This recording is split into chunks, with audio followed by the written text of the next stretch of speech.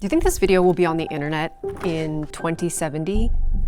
Maybe in some internet archive somewhere? Well, researchers of the future, if you were wondering what we were doing here in the 2020s about climate change, the answer is we were committing to net zero.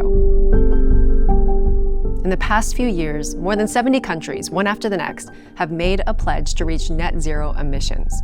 That includes places that have barely contributed to climate warming. And it includes all of the countries that have been most responsible for emissions so far. It seems like everyone got the message that humankind needs to become carbon neutral, and we need to do it in the next 3 to 5 decades. But that would have been easier if we had started cutting emissions 20 years ago, because now we're up here and the math is getting really tough. So to make it work, governments are penciling in negative emissions.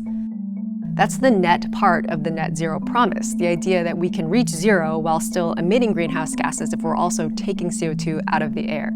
It's a bit contentious, but we're going to be hearing a lot about it. It's called CDR. So carbon dioxide removal. What we want to do is put that carbon back where it belongs.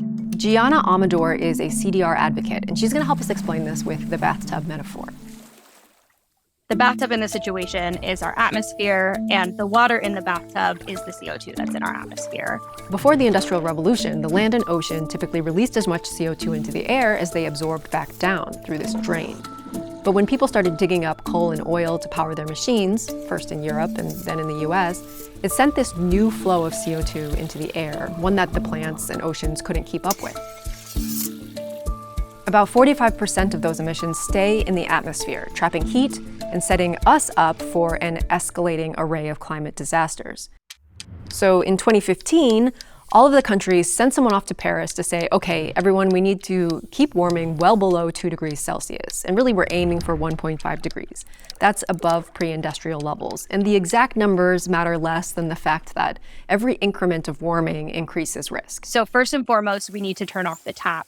Everything else is futile if we don't stop the root of the problem today. Turn off that tap, stop emitting CO2. Not only have we not turned off any taps, global emissions are still rising, especially in Asia, where 60% of human beings live, many of whom are just emerging out of poverty. So now we're here at nearly 1.2 degrees of warming. Frankly, we have not done what it would take to meet that 1.5 degree goal.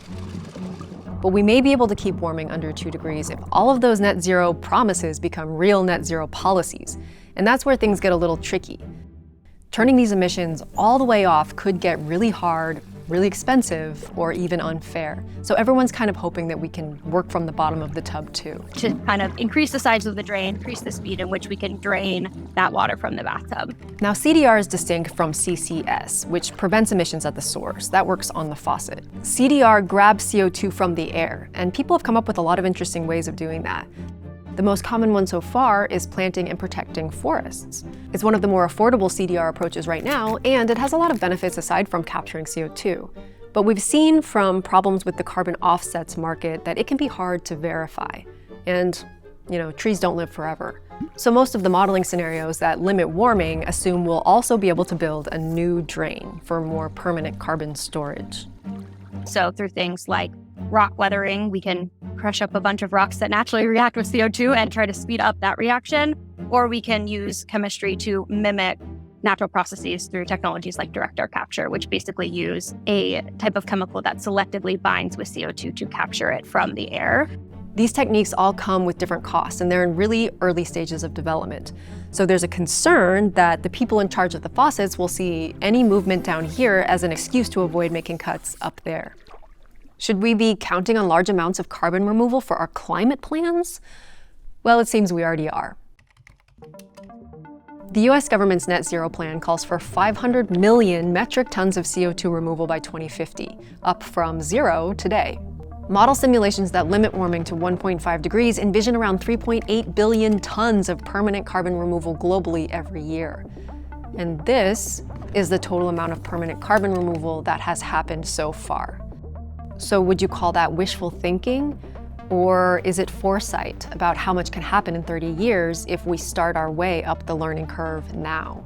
We have actually a really strong playbook of developing technologies and driving down costs. If we go all the way back to the 1970s, We see technologies like solar PV be around $70 per watt. Fast forward to 2023, we see those prices down at around 7 cents per watt, or even lower and at price parity with fossil fuels.